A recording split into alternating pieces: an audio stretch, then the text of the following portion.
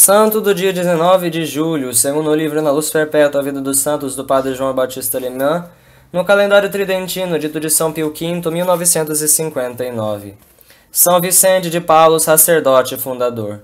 São Vicente de Paulo, um dos maiores amigos da humanidade, sacerdote zelosíssimo, homem apostólico como poucos, santo entre os santos um dos maiores, nasceu em Ranguines, perto de Dax, na Gasconha, França, em 1576. De condição humilde, os pais eram gente piedosa e virtuosa. Proprietários de uma pequena herdade, viviam do trabalho. Educaram cristamente 6 filhos, 4 homens e 2 mulheres, obrigando-os aos trabalhos no campo. Em Vicente, bem cedo descobriram os pais um bom coração e qualidades excelentes de espírito. A ocupação predileta do menino era vigiar o gado nas épocas do ano em que este era levado às pastagens. De preferência, levava o gado a um lugar no fundo do mato, onde havia uma capela de Nossa Senhora.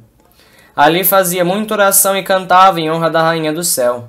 As flores mais belas que encontrava depositava sobre o altar de Maria Santíssima e com um carinho todo particular enfeitava a humilde capelinha. Já nesta idade revelava princípios de caridade, guardando sempre o bocado da refeição para os pobres. O pai, observando com satisfação os belos dotes do filho, quis que ele estudasse. Em 4 anos, Vicente tinha feito tantos progressos nas ciências que pôde ser professor e, ensinando a outros, ganhava o bastante para poder continuar os estudos nos cursos superiores, sem com isto exigir sacrifícios do pai. Seguiu os cursos teológicos em Saragossa e Toulouse, e em 23 de setembro de 1600 foi ordenado sacerdote. Deus, porém, quis proporcionar-lhe ocasião de aperfeiçoar-se nas virtudes de perfeito cristão, que são a mansidão, a paciência e a caridade. Numa viagem que em 1605 fazia de Marsella a Narbonne, caiu em poder de piratas tunísios, que o venderam como escravo a diversos senhores em Tunis. Com grande conformidade, o santo aceitou esta provação e humildemente se sujeitou aos pesados trabalhos que se lhe impunham. O que mais o entristecia eram os diversos estratagemas que os patrões empregavam para levá-lo à apostasia. O último deles, a quem prestou serviços de escravo, era apóstata, que tinha 3 mulheres. Uma delas, movida pela curiosidade, acompanhava Vicente quando este se dirigia ao trabalho no campo. Muitas perguntas lhe dirigia sobre a religião cristã e pedia-lhe que cantasse uns cânticos cristãos. Vicente lembrava-se da palavra da Sagrada Escritura. Como hei de cantar em terra estrangeira? E cantava então o salmo que diz: nas margens dos rios de Babilônia assentávamos, chorando a nossa terra, ou a salve rainha. A mulher muçulmana ouvia tudo com muita atenção e cada vez mais se enchia de admiração pelas virtudes do escravo cristão. Tornou-se advogada de Vicente junto ao patrão, a quem repreendeu energicamente por ter abandonado uma religião tão perfeita como a cristã. O apóstata caiu em si e combinou com Vicente a volta para Paris. Em 1607 fizeram a travessia e chegaram a Aigues-Mortes. No ano seguinte vemos Vicente em Roma. Os grandes e antigos santuários muito o impressionaram e, regressando a Paris, tinha a resolução firme de imitar o exemplo de virtude dos primeiros cristãos. Em Paris se dedicou por alguns anos ao serviço dos doentes no hospital. Aconteceu que lá caísse sobre ele a grave suspeita de ter praticado um furto. A única resposta que Vicente dava às acusações caluniosas era: Deus sabe tudo. Só depois de 6 anos foi descoberto o verdadeiro culpado, ou para melhor dizer, o ladrão que, não podendo já suportar os remorsos de consciência, fez a declaração do crime. Pouco depois, Vicente conheceu o venerável Beroli, fundador da congregação do Oratório, e os 2 homens ligaram-se em estreita amizade para mais eficazmente poderem trabalhar pelo bem da humanidade. Durante algum espaço de tempo, Vicente administrou a paróquia de Clichy, onde trabalhou com grande proveito para as almas. Obediente à ordem dos superiores, aceitou o cargo de educador dos filhos do conde de Gonde-Ivigny. Este gênero de ocupação dava-lhe tempo bastante para se dedicar à cura das almas, e foi aí que Vicente revelou grandes aptidões para missionário. A condessa de Ivigny senhora de grandes virtudes, deu o maior apoio aos trabalhos apostólicos de Vicente, que em seguida passou a pregar missões aos encarcerados e aos condenados às galés. O rei Luís XIII nomeou Vicente intendente das galeiras francesas e esmoler real. 3 anos ficou o santo homem em Paris, ocupando este cargo, quando o zelo pelas almas o levou a Marsella, onde havia muitos daqueles infelizes condenados às galés.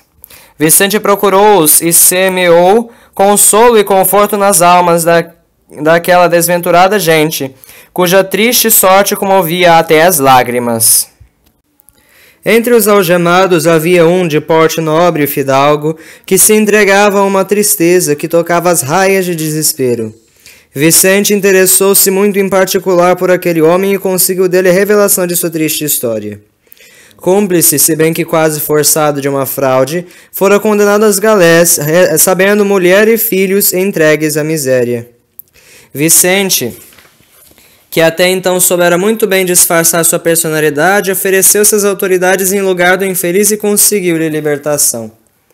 A mansidão, a caridade e a paciência de Vicente no meio dos sentenciados, gente de péssima espécie, chamou a atenção.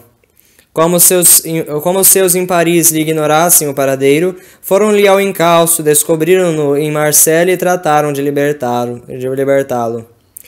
Do tempo de prisão restou-lhe uma úlcera no pé, causada pelas grilhetas. Para combater a ignorância religiosa e o indiferentismo, pregou muitas missões nas cidades e no campo.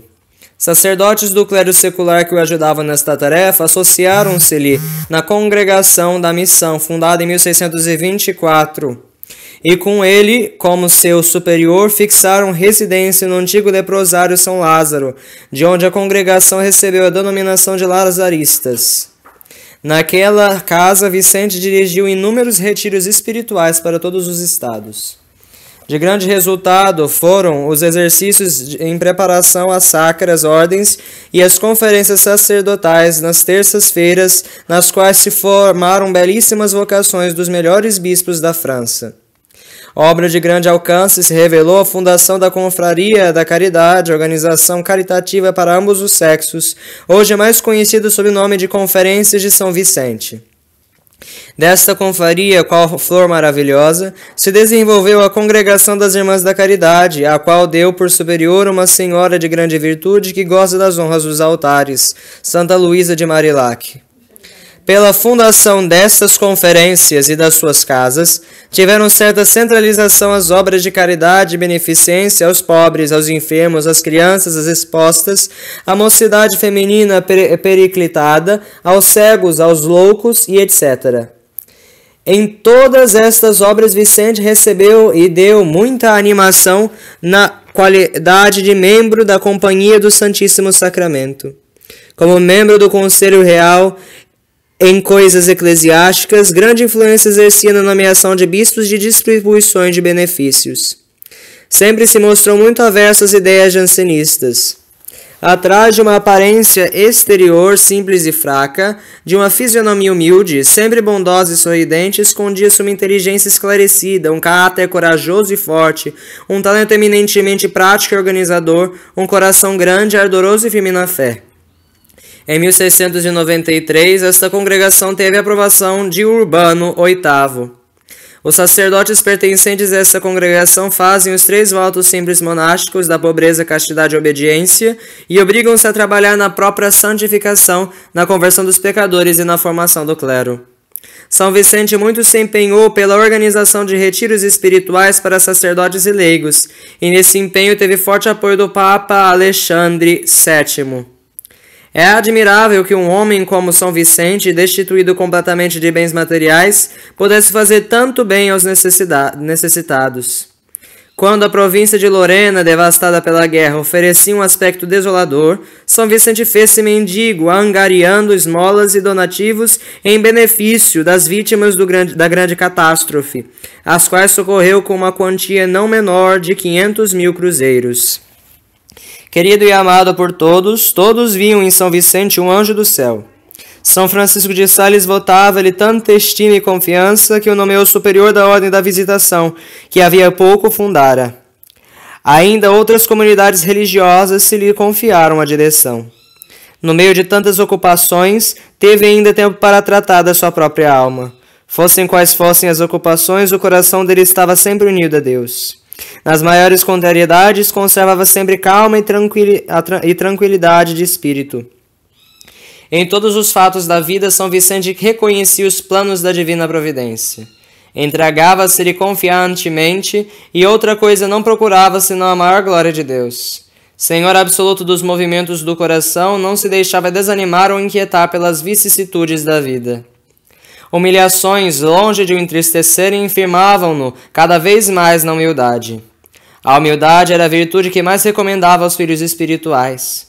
Uma das regras principais que estabeleceu sobre a humildade foi esta: o religioso não fale dos seus próprios merecimentos e evite chamar a atenção dos outros para a sua pessoa. São Vicente alcançou a idade de 85 anos. Embora bastante enfraquecido e alquebrado, levantava-se às 4 horas, dizia missa e dedicava 3 horas à adoração. O pensamento da morte era-lhe familiar. Todos os dias rezava as orações da igreja pelos moribundos. A morte encontrou-o, pois, otimamente preparado. São Vicente morreu em 27 de setembro de 1660, sendo-lhe o corpo sepultado na igreja de São Lázaro. Grandes e numerosos milagres foram-lhe observados no túmulo. A canonização de São Vicente realizou-se em 1737 e o Papa Clemente XII determinou-lhe a comemoração para o dia de hoje.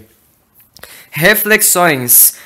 Maior benefício São Vicente não podia dispensar aos cristãos do que sacudi-lo da letargia da morte em que se achavam submersos. Como um segundo São João Batista abria-lhes os olhos sobre o estado de pecado em que se achavam e, semelhante ao grande precursor de Jesus Cristo, lembrava-lhes a necessidade de fazer obras de penitência.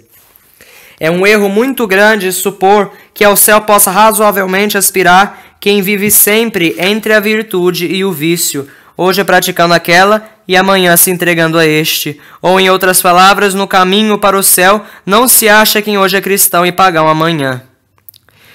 Que dizer daqueles que trilham constantemente o caminho do pecado, sem se incomodar com os abismos que ameaçadores se abrem de todos os lados? As paixões desordenadas são os guias falsos, que levam o homem à loucura, à cegueira e à impiedade. O homem abandonado por Deus ou por outra, o homem que abandona Deus, embora seja um portento de sabedoria, cai de erro em erro, comete os maiores desatinos, porque fecha os olhos àquela luz que veio para todos. Grande era o amor de São Vicente ao próximo. Esse grande amor fazia-o achar 1000 modos de socorrer o pobre e o necessitado. E tu, como és cruel, insensível ao sofrimento do teu irmão, cuidas que nada te falte, a ti que nada tenhas de suportar, embora teu irmão sofra, passe fome, sede e misérias, morra de privações sofridas. É assim que se cumpre a grande lei da caridade, que obriga a ter ao próximo o mesmo amor que a nós mesmos. Cristo deu a vida por nós, assim devemos dar nossa vida pelos nossos irmãos, ensina São João. E tu não te incomodas nem um pouco com o sofrer pelo teu irmão? Se alguém tiver bens de fortuna, diz o mesmo apóstolo, e vendo o irmão na miséria, fechar o coração diante da necessidade do mesmo, será possível que nele fique a caridade de Deus? Filhinhos, não é com palavras apenas e a língua que devemos amar, mas efetivamente e em verdade. Só tendo amor aos nossos irmãos podemos saber que da morte passamos à vida, pois aquele que não ama fica na morte. Quantas ocasiões se não te oferecem para fazer caridade? Quantas vezes a graça de Deus não te impele para te compadeceres do teu irmão, visitares um pobre doente, socorreres uma família em grande necessidade, consolares pobres viúvas e órfãos. Não te excuses dizendo, não tenho nada com isso, que se arranjem, que trabalhem, porque não fizeram economia como eu. Se estão sofrendo é porque assim querem. É essa a linguagem de um cristão? Lembra-te da palavra de Cristo que diz: ai dos ricos, mais fácil é um camelo passar pelo orifício de uma agulha do que um rico entrar no céu. Santos cuja memória é celebrada hoje. Em Colosses, na Frígia, a morte de Santo Epáfras, companheiro de prisão de São Paulo. Em Sevilha, o martírio das Santas Virgens Justa e Rufina. Foram torturadas barbaramente e encarceradas. Justa exalou sua alma na prisão. Rufina foi decapitada. Na Capadócia, a memória da Santa Virgem Macrina, irmã de São Basílio e de Gregório de Nissa. Salve Maria!